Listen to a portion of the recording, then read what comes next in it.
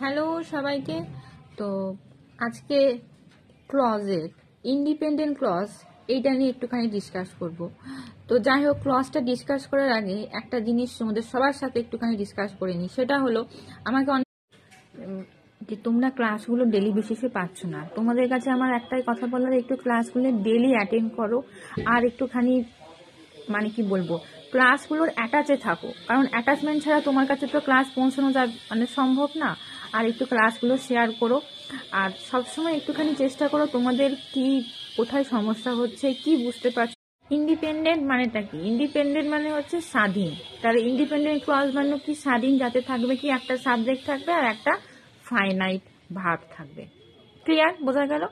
Independent clause কারোর উপর depend করবে না, এতে একটা সাবজেক্ট থাকবে আর একটা ফাইনাইট ভার্ব থাকবে। ফাইনাইট ভার্ব মানে কি? সমাপ্ত ক্রিয়া, যে কি করবে, ক্রিয়াটাকে সম্পন্ন করবে। তাহলে